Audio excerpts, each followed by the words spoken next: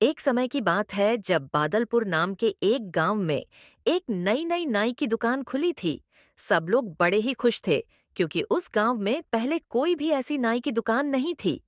एक दिन की बात है जब उमेश अचानक घर आया और अपनी पत्नी से बोला, अरे शीला, तुमने अभी तक कपड़े नहीं बांधे। अरे पर हमें तो कल निकलना है ना। हाँ, सोचा तो यही था, पर फिर अभी मुझे हरीश ने बताया कि सरकारी छुट्टी है तो कोई बस नहीं चलेगी। अरे पर हमें तो दूसरे गांव जाना है ना, शादी में। हाँ हाँ, तभी तो बोल रहा हूँ कि अभी निकल पड़ते हैं। पर बापू, आपने मेरे बाल तो कटवाए ही नहीं। अरे बेटा, मैंने तो सोचा था कि कल सुबह निकलने से पहले कटवा दूंगा, पर क्या पता था कि अभी निकलना पड़ेगा। अरे पर इसके बाल तो बहुत ही बड़े हो रहे हैं।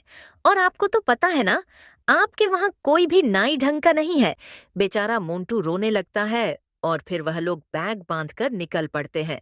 रात काफी हो चुकी होती है तो सब बस स्टॉप तक पैदल ही जा रहे होते हैं। रास्ते में जब सब जा रहे होते हैं तो उनको कल्लू नाई की दुकान खुली मिलती है।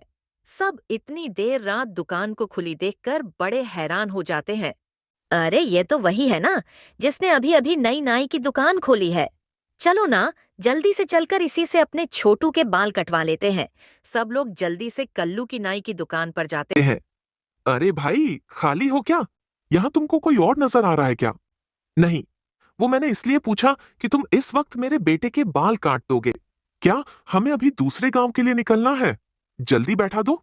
इसे इधर उमेश अपने बेटे मोंटू को कुर्सी पर बैठा देता है। उसके बाद कल्लू अपनी तेज धार वाली कैंची से छोटू के बाल काटने लगता है। मोंटू बड़ा खुश होकर बाल कटवा रहा होता है कि आखिर वो अच्छे से बाल कटवाकर शादी में जाएगा और उसके माँ बाप दूर बैठे होते हैं। थोड़ी देर बाद मोंटू की नजर उसके हाथ में पहनी घड़ी पर जाती है। वो उसमें अपनी शक्ल देखने की कोशिश कर ही रहा होता है कि उसे उसमें खुद से पहले एक भूत दिखाई देता है। मोंटू जोर से चिल्ला पड़ता है, भूत भूत! यह सुनकर उमेश और लीला उठ खड़े होते हैं और मोंटू से बोलते हैं, क्या हुआ बेटा, कहाँ है भूत? मैंने अभी देखा था अपनी घड़ी में, इसमें मुझे भूत दिखा लगता है। इसकी आंख लग गई थी और नींद में इसने कोई भूत का सपना देख लिया। नहीं, मैं तो सोया ही नहीं। सच में माँ, वो भूत ही था। अच्छा अच्छा, ठीक है, चलो अब जल्दी से निकलते हैं, वरना बस निकल जाएगी। उमेश और शीला अपने बेटे मोंटू को लेकर वहां से निकल पड़ते हैं। उसके बाद वह बस स्टॉप पर पहुंचते हैं, पर मोंटू के सर में बहुत तेज दर्द होने लगता है। उसका दर्द इतना भयंकर होता है कि सबको बस से वापस घर लौटना पड़ता है। घर आते ही मोंटू का सिर दर्द बिल्कुल ठीक हो जाता है और उमेश और शीला इस बात से बड़े ही हैरान होते हैं। अजीब सी बात है, अचानक सर में इतना दर्द और फिर अचानक खुद से ठीक हो गया। पर अब बस तो निकल गई ना, हम तो जा ही नहीं पाए। शादी में कोई भी शादी में नहीं जा पाता और ये बात कल्लू को पता होती है क्योंकि यह सब उसी का किया धरा होता है। वह अपनी नाई की दुकान में खड़ा अचानक अपना रूप बदल लेता है और एक भयानक भूत बन जाता है। उसके बाद वो छोटू के कटे हुए बाल इकट्ठे करके शमशान में जाता है और वहां बैठकर कोई तंत्र मंत्र करने लगता। लगता है, क्लिमा क्लिमा विचे हिम, क्लिमा विचे भूत। मोंटू के बालों को एक गुड़िया पर बांध देता है और उस गुड़िया को मिट्टी के नीचे दबा देता है। उसके बाद एक लाल पत्थर रख देता है। बस 5 बच्चे और चाहिए, फिर मैं बन जाऊंगा शैतानों का शैतान, भूतिया नाई जाने।